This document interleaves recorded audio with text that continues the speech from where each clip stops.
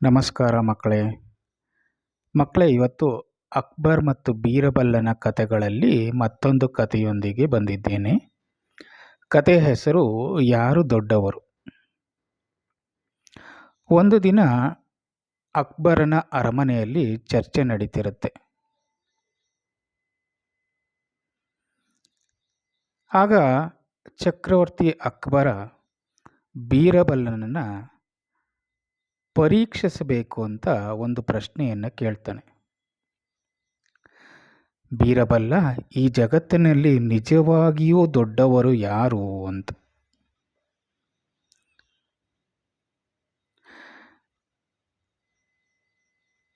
ರಾಜನ ಈ ಪ್ರಶ್ನೆಗೆ ಬೀರಬಲ್ಲನು ಸ್ವಲ್ಪ ನಕ್ಕು, ಮಹಾರಾಜ, ಇದಕ್ಕೆ ಉತ್ತರವನ್ನು ನಾಳೆ ತೋರಿಸುತ್ತೇನೆ ಅಂತ ಹೇಳಿ ಹೊರಟೋಗ್ತಾನೆ. ಮರುದಿನ ಬೀರಬಲ್ಲ ಒಬ್ಬ ವೃದ್ಧ ರೈತನನ್ನು ಅರಮನೆಗೆ ಕರೆದುಕೊಂಡು ಬರ್ತಾನೆ. ಬೀರ್ಬಲ್ಲ ರಾಜನಿಗೆ ಹೇಳ್ತಾನೆ, ಮಹಾರಾಜ, ಈ ರೈತನಿಗೆ ನೀವು ಏನಾದರೂ ಕೇಳಿ ಅಂತ. ಆಗ ಅಕ್ಬರ ಕೇಳ್ತಾನೆ, ನಾನು ಯಾರು ಗೊತ್ತೇ ಅಂತ. ಅದಕ್ಕೆ ರೈತ ಗೌರವದಿಂದ ಉತ್ತರಿಸ್ತಾನೆ, ತಾವು ನಮ್ಮ ಮಹಾರಾಜರು ಅಂತ. ನಂತರ ಬೀರ್ಬಲ್ಲ ಆ ರೈತನನ್ನು ಕೇಳ್ತಾನೆ, ನಿಮಗೆ ಆಹಾರ ಕೊಡುವವರು ಯಾರು ಅಂತ. ಆಗ ರೈತ ಉತ್ತರಿಸ್ತಾನೆ, ಭೂಮಿ, ಮಳೆ ಮತ್ತು ನನ್ನ ಪರಿಶ್ರಮ. ಬೀರ್ಬಲ್ಲ ರಾಜನ ಹತ್ರ ತಿರುಗಿ ಹೇಳ್ತಾನೆ,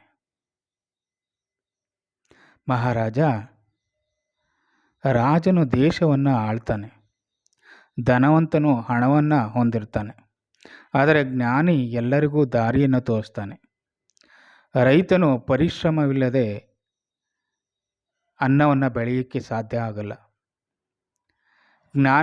ಜ್ಞಾನವಿಲ್ಲದೆ ಸರಿಯಾಗಿ ನಿರ್ಧಾರಗಳನ್ನು ತೆಗೆದುಕೊಳ್ಳಲು ಆಗೋದಿಲ್ಲ. ಆದ್ದರಿಂದ ನಿಜವಾದ ದೊಡ್ಡವನು ತಮ್ಮ ಜ್ಞಾನ, ವಿವೇಕ ಮತ್ತು ಸೇವೆಯಿಂದ ಇತರರಿಗೆ ಉಪಕಾರ ಮಾಡುವವನು ನಿಜವಾದ ದೊಡ್ಡವನು ಅಂತ ಹೇಳ್ತಾನೆ. ಆಗ ರಾಜ ಅಕ್ಬರ್ ಸಂತೋಷದಿಂದ ತಲೆ ಆಡಿಸಿ ಹೇಳ್ತಾನೆ, ಬೀರ್ಬಲ್, ನಿನ್ನ ಉತ್ತರ ಸರಿಯಾಗಿದೆ. ಮನುಷ್ಯನು ದೊಡ್ಡವನಾಗುವುದು ಅವನ ಹುದ್ದೆಯಿಂದಲ್ಲ, ಅವನ ಗುಣಗಳಿಂದ ದೊಡ್ಡವನಾಗ್ತಾನೆ ಅಂತ ಹೇಳಿ ಬೀರ್ಬಲ್ನನ್ನು ಸನ್ಮಾನ ಮಾಡ್ತಾನೆ. ಮಕ್ಕಳೇ, ಈ ಕಥೆಯ ನೀತಿ ಇಷ್ಟೆ. ನೀವು ಯಾವುದೇ ಹುದ್ದೆ, ಸಂಪತ್ತು ಏನೇ ಇರ್ಬೋದು, ಆದರೆ ಸಮಯೋಚಿತ ಜ್ಞಾನ, ವಿವೇಕ, ಸೇವಾ ಮನೋಭಾವ ಯಾವಾಗಲೂ ಬೆಳೆಸ್ಕೊಳ್ಳಿ ಮಕ್ಕಳೇ. ಮನುಷ್ಯನಿಗೆ ನಿಜವಾಗಿಯೂ ದೊಡ್ಡತನ ಬರುವುದು ಈ ಮೂರರಿಂದ ಮಾತ್ರ. ಅದರಿಂದ ನೀವು ಇದನ್ನು ಯಾವಾಗಲೂ ಮನಸ್ಸಲ್ಲಿಟ್ಕೊಳ್ಳಿ. ನಿಮ್ಮ ಜೀವನ ಸುಗಮವಾಗಿರುತ್ತೆ ಮಕ್ಕಳೇ. ಎಲ್ಲರಿಗೂ ಒಳ್ಳೆಯದಾಗಲಿ.